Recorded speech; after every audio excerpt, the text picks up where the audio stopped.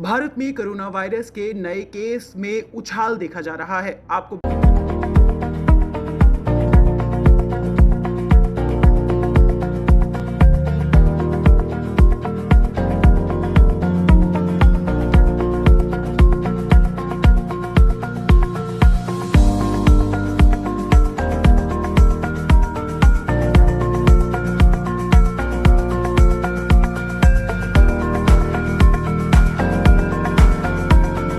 बता दें कि बीते काफी दिन से जहां कोरोना वायरस के नए केस की संख्या 10,000 से नीचे बनी हुई थी, वहीं अब ये 16,000 का आंकड़ा पार कर चुकी है।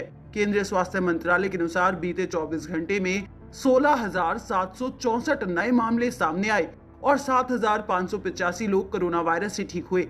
इस दौरान 220 लोगों की कोविड-19 से जान गई है। वहीं भारत में एक बार फिर से एक्टिव केस का आंकड़ा 90,000 की संख्या को पार कर 91,361 पहुंच गया है। हालांकि भारत में रिकवरी रेट इस समय 98.36% बनी हुई है। आपको बता दें कि इसी के साथ भारत में कोविड-19 के ओमिक्रॉन केसेस की संख्या 1,000 का आंकड़ा पार कर 1,270 पर पहुंच गई है।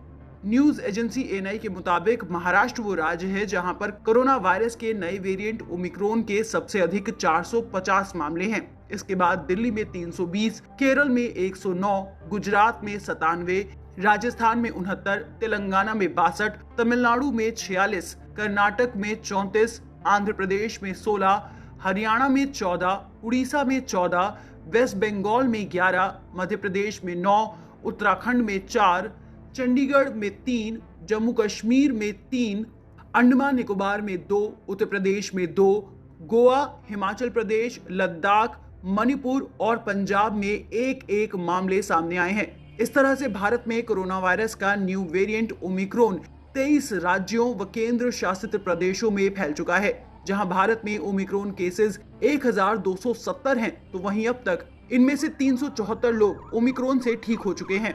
गौरतलब है कि भारत में ओमिक्रॉन से होने वाली पहली मौत महाराष्ट्र के राज्य में हुई है। हालांकि स्वास्थ्य विभाग इसे किसी और कारणों से हुई मौत बता रहा है। आपको बता दें कि महाराष्ट्र में ओमिक्रॉन पीड़ित एक व्यक्ति की मौत हो गई है। ये 52 वर्षीय व्यक्ति नाइजीरिया से लौटा था।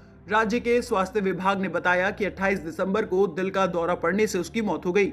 मरीज को पिंपरी चिंचवाड़ नगर निगम पुणे के यशवंतराव चव्हाण अस्पताल में भर्ती कराया गया था। स्वास्थ्य विभाग का कहना है कि गुरुवार को रिपोर्ट मिली कि वह ओमिक्रॉन से संक्रमित है। वहीं दूसरी तरफ डब्ल्यूएचओ के चीफ टेड्रोस ने भी चेतावनी देते हुए कहा है कि डेल्टा और ओमिक्रॉन वेरिएंट की ऐसी सुनामी आएगी कि हेल्थ सिस्टम तबाही के कगार पर पहुंच जाएगा। गैब्रियासिस ने कहा कि दुनिया भर का हेल्थ सिस्टम वैसे ही अपनी क्षमताओं से आगे जाकर काम कर रहा है। इसके बाद डेल्टा और ओमिक्रॉन जैसे खतरे संक्रमण का आंकड़ा रिकॉर्ड ऊंचाई तक ले जाएंगे। इससे हॉस्पिटलाइजेशन और मौतें और बढ़ सकती हैं। डब्ल्यूएचओ चीफ ने कहा कि कोरोना के ग्लोबल केस की संख्या में पिछले हफ्ते 11% का उछाल आया है।